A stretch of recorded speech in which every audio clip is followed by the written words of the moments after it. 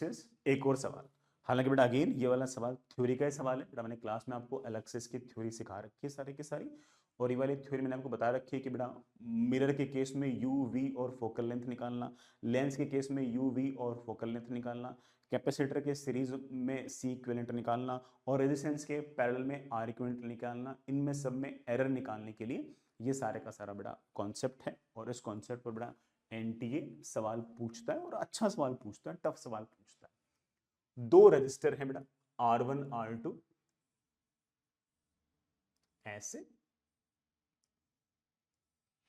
R1 जो है बेटा मेरे पास वो 4 प्लस माइनस 0.8 ओम है, और R2 जो है बेटा मेरे पास वो 4 प्लस माइनस 0.4 टाइम्स ओम है। दोनों को मैंने पैरेलल में लगा रखा है और इक्विवेलेंट रेजिस्टेंस मुझसे पूछा है। ऑफ कोर्स बेटा इक्विवेलेंट रेजिस्टेंस में एरर भी होगी, और मेन चीज तो अपन को एरर ही निकालनी है बेटा, बाकी तो सबको पता ही क्या करना है। तो मैं जानता हूं कि 1 upon R equivalent is equals to 1 upon R1 plus बेटा 1 अपॉन R2। ये भी 4 है बेटा, ये भी 4 है, तो आर इक्विवेलेंट तो मेरे बच्चे फटाक से कर लेंगे, 2 आएगा बेटा, I think that is 1/4, that is 2/4, that comes 1/2। तो आर इक्विवेलेंट की जो ट्रू वैल्यू है ना बेटा, वो तो मेरे पास 2 ओम आएगी। मुझे मेन मतलब मजा किस में, मतलब मेन काम किस में बेटा, ऑफ कोर्स मुझे एरर निकालना है।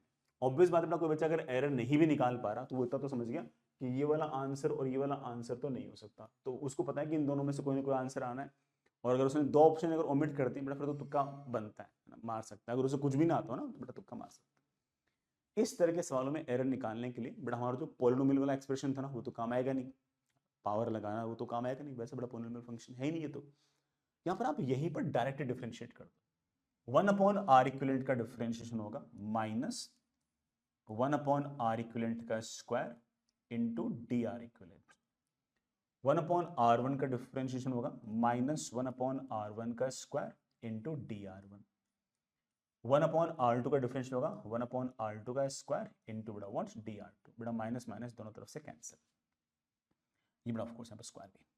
ये है आर इक्विवेलेंट में एरर जो मुझे निकालनी है। ये है आर इक्विवेलेंट की ट्रू वैल्यू बेटा, वो मेरे पास 2 है।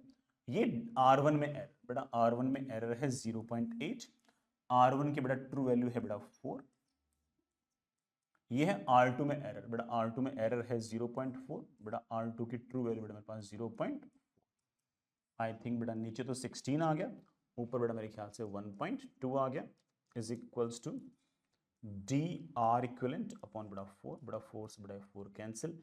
आई थिंक बेटा मेरे पास आर इक्विवेलेंट में जो एरर है उसकी वैल्यू बेटा मेरे पास शायद 0.3 टाइम्स ऑफ ओम आ गई। This must be your answer बेटा, आपका आंसर थर्ड वाला।